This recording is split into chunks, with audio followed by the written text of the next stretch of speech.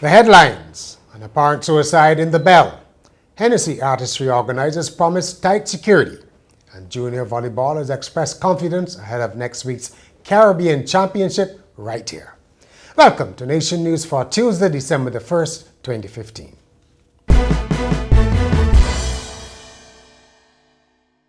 The news on this first day of December begins with a suspected suicide. The body of Edward Glenn Archer was found hanging earlier inside Muddy Boots Gardening Supplies at the Belle Industrial Complex in St. Michael. He was 43. More details in the Weekend Nation. Police are investigating two shooting deaths at Ruby in St. Philip on the evening of Independence Day. Dwayne Burgess of Marleyvale was shot on Ruby Main Road around 5 o'clock and was pronounced dead at the QEH. Eyewitnesses said he was the peacemaker in a fight between two men.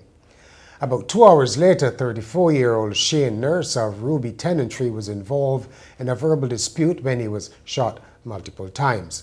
He too was declared dead on arrival at hospital.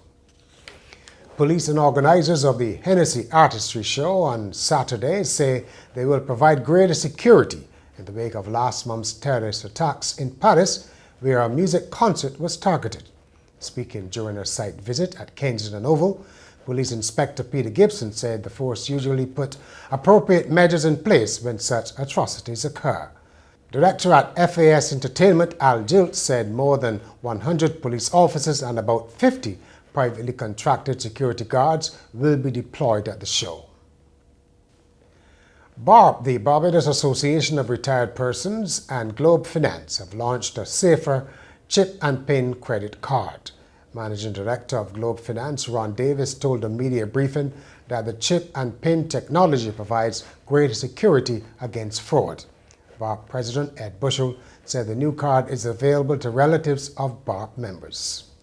We are responding to our members who've indicated that they would like to have this particular facility extended to their family members, and we see this as an opportunity because everybody is not 50 yet, but this encourages those who are not 50 to join the program and become future members of BARP. So we think this is an excellent opportunity and a segue for them to move into BARP. As you should know, we are well into the annual ritual of the 16 days of activism against gender-based violence. And the process should include every Barbadian, the president of the National Organization of Women, Evelyn Christie, said ahead of a motorcade that formed part of the campaign. She said now was also looking to sensitize younger women to the issue of violence. Each female, no matter the age, is aware that as women we need to band together and there are certain issues we need to address. Now cannot rest. So as a result, we have in the past, most of our programming have targeted older women. We want to also touch our young girls, touch our teenagers, touch our small girls in primary schools. So as a result, we'll be working with our affiliates in various programs of teaching programs and advocacy programs. And this is a plan that extends not only for the year, but it extends into a 2 or 3 year period. The Days of Activism started on November the 25th, the International Day for the Elimination of Violence Against Women, and ends on December the 10th, Human Rights Day.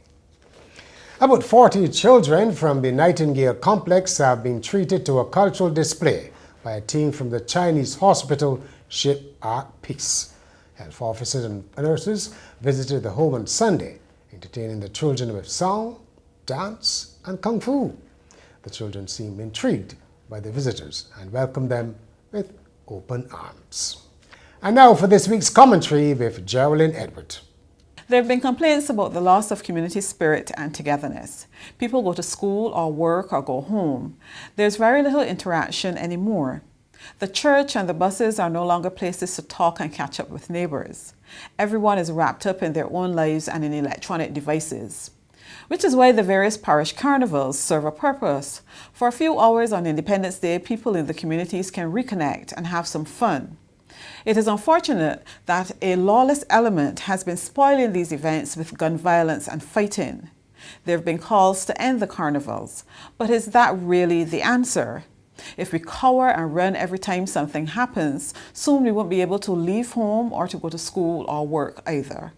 Sport now. Barbados' volleyball team say they are confident of performing well as hosts of the Junior Caribbean Championships. Captains Andrea Stapleton and Ashley Jordan have told reporters that they are looking forward to the tournament, which starts on Monday at the World Gym. The boys are the defending champions. The winners will qualify for the Norseca Hemispheric Tournament. And finally, an American Airlines passenger's pet took something of an unplanned Hawaiian vacation when the corgi was placed on the wrong flight and ended up in Honolulu.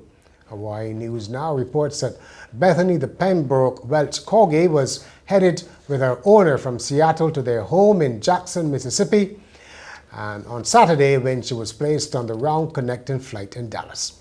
When owner Paul Chen found he had made it to his final destination without his pup, he reported the dog missing and offered a $1,000 reward. The good news is that Bethany left the islands on Monday on her way to Mississippi. American Airlines say they are looking at their procedures to find out how the corgi ended up on the wrong plane. And that's Nation News for Tuesday. For more news, log on to nationnews.com as well as YouTube, Facebook, and Twitter. And remember to pick up your Midweek Nation on Wednesday or subscribe to our e-paper. Thank you for joining us.